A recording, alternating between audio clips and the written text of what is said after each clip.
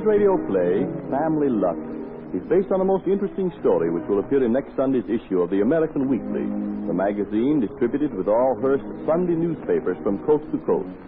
Front page dramas are produced in the studios of the General Broadcasting Company.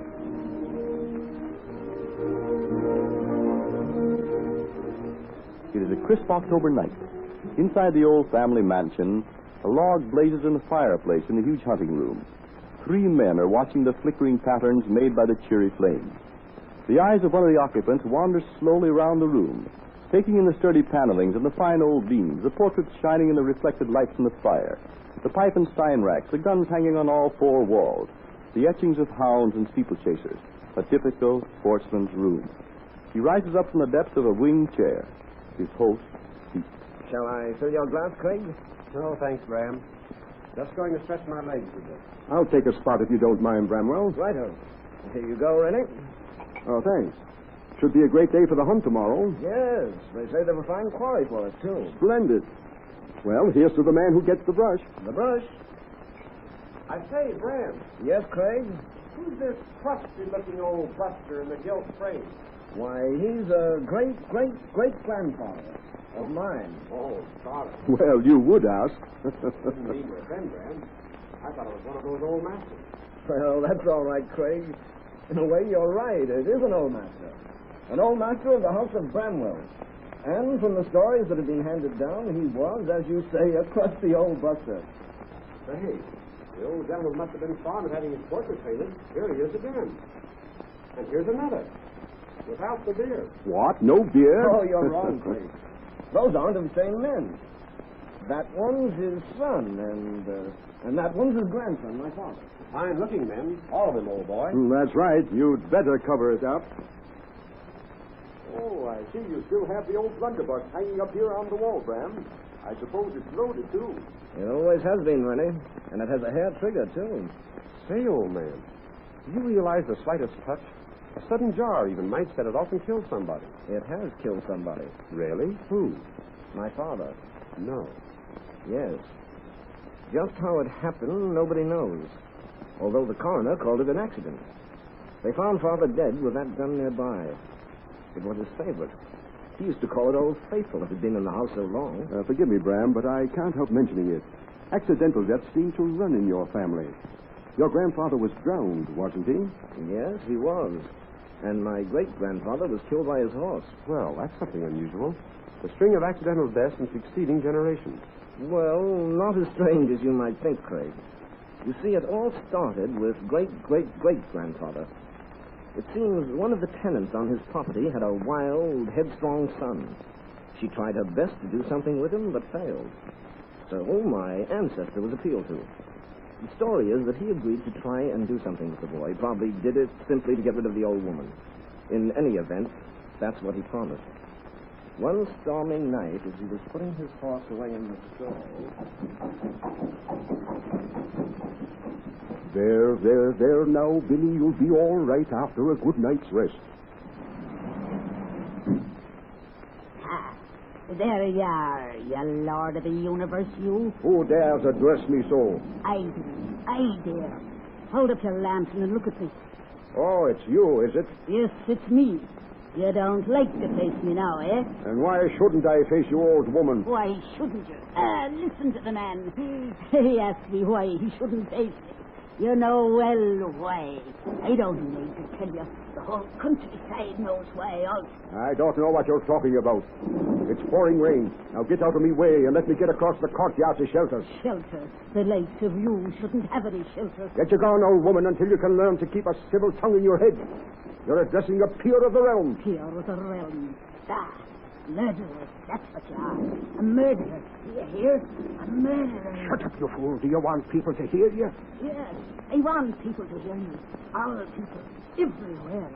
You killed my son. So that's what's on your mind, eh? Well, old woman, I had nothing to do with the death of your son. Just because he let himself get caught stealing in the castle and was hung for it, don't lay the blame onto me. You were to take care of him. You could have saved him. Oh, get out of me way, or I'll cut you down with this riding whip. You killed my son. You killed... Take that! Curse you. Curse you and all your seed. For this, the head of each generation of the house of Bramwell shall die a violent death. Curses, my curse upon you.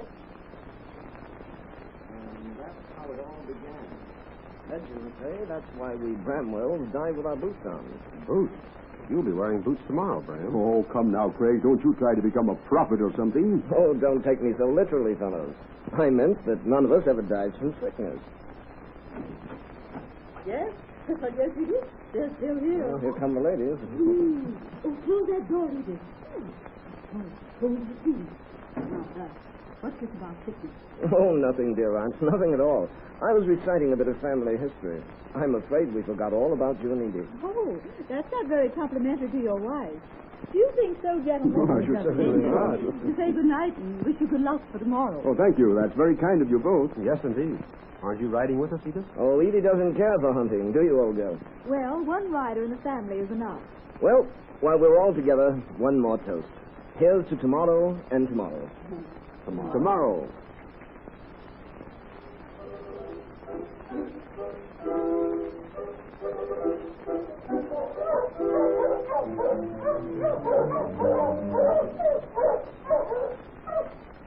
Good morning, all. Good morning, man. Well, Renee, how did you sleep last night? The Irishman says I didn't stay awake long enough to find out. But the way I'm feeling is any indication I must have slept grand. Ah, here comes the sun. Quiet, dog, quiet. Well, fellows, let's get mounted and be off. Hawkins, bring the horses. Where does the quarry usually break around here, Bram? Just over in that covert there. Which horse am I riding? Try the roan, Craig. Rennie, I think you'll find the gray a good mount. Oh, thanks. Forward! Forward! Tally ho. Where? Where's the pup? I don't see him. Wait a minute. Right there. Now, there he goes. Hold up. Let's make sure it's our quarry. That might be a fresh one. Let loose the hounds. Hard, forward away! Why, look, Greg, it is the quarry. The dogs are acting like a street. You, hello! Whip her in! Put the hounds to cover! Blow in! Blow in! Yoink's dry! Yoey over! Fire on! Yoink's dry! Hey, Joe, did you catch a glimpse of that brush on our fox? You'll catch a good look at it after the kill when I wave it in your face. Not you, me lad. Keep downwind, you fellows. Watch it. We don't want nursery mud to run to cover too soon. Hold up, dogs. Hold up. Have it here. Now, get on. Oh, Craig! Rennie! Oh! What's up? Come on up beside me. Why, what's up, Ram? Here I am. What's the matter? Nothing's the matter. I just wanted us to get an even start. I'm racing you over the first jump, just by that clump of brush ahead. Come along, you draggle tail. Oh, I say, hold up, Ram. I didn't know you were starting. Let him go, Rennie. He knows this runway. We don't. Well, look at him ride, will you? Like the wind. Ram, well, good Lord. Craig, did you The see horse that? refused to jump. And Bram went over his neck like a skyrocket. Hurry, Craig, let's I hate get to to think him. what we'll find.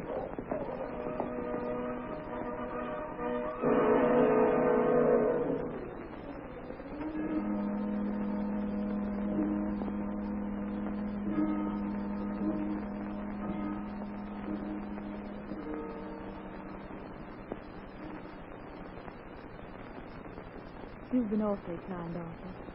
I want to thank you for all you've done. That's all right, Edith. I only wish I could have done more. Sorry I had to leave this morning. I appreciate your staying until Bram was out of danger. I'm glad he pulled through. I certainly was afraid for a while that the family luck was going to keep up. Edith, Yes? I'm glad I ran into you in here. I wanted to have a talk with you before I left. Arthur, will you excuse me a moment while I give the housekeeper this list? I'll come right back. Oh, certainly. I'll just stroll out on the terrace while you're gone. All right. I'll call you when I come back. Easy. Easy now. I'm not a loaded stone, you know. That's it. Now, in the hunting room. Oh, how good it is to be in here. Where do you want them to sit you, Bram? Over in that big wing chair. I want to sit in front of the fireplace. The heat ought to do my legs some good. And then I'll be able to use them again. Won't I? Yes. Yes, of course. Easy now. Easy. There. I say, will you excuse me a few moments, old man? Why, certainly. Appreciate everything you've done, Rennie. Oh, that's quite all right, Bram. I'm glad you're better. See you in a little bit. I'll just sit here and meditate. Oh, Arthur. Arthur. I was just going to call you. Edith, there's no use speaking about the bush. I love you. I know. You do? And I love you, too. Edith. I can't deny it, Arthur. Edith. Then that makes it all the easier to say this. Will you come away with me when I leave this morning? No, I can't, Arthur. It wouldn't be fair to Bram. He needs me now. Yes. Now that he's a cripple for life. A cripple? But he could neglect you when he was well and strong. Don't sacrifice yourself, Edith. You're young and beautiful. You've everything to live for yet. Don't mistake pity for nobility. Don't give up the happiness I could offer for the role of martyr. Martha? No, Arthur. You mustn't talk like this. Bram has been good to me. Oh, yes, he has in his way. He's given me everything I've ever wanted. And when he realizes that he'll never ride, that he'll never walk again, he'll turn to me. And I must be here when he does. He doesn't know yet. No. We've kept it from him as long as possible. The doctor was afraid the shock might be too great. Edith, if it weren't for Bram being a cripple, would you come away with me? Yes, Arthur. Then I shall never give up hope. And when Bram... That is, if anything should happen to Bram, I'll come back for you. Oh, we better forget about this, Arthur. We're talking about impossibilities. Come on. I'll see that you get packed and don't forget your toothbrush and your shaving kit. I'll think of a spare for you.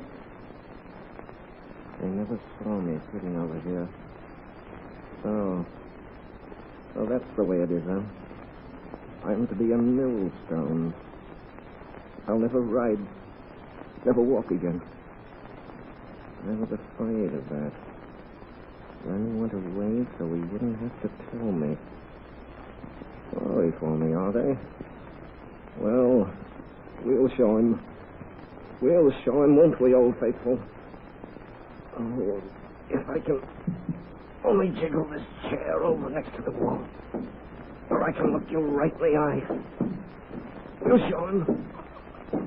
What's that? Who's there? Who's laughing at me? The old one of the curse. I see you there in the corner. Well, laugh away. But I'm not doing this because of you. I'm doing it for Edith. Do you hear? For Edith!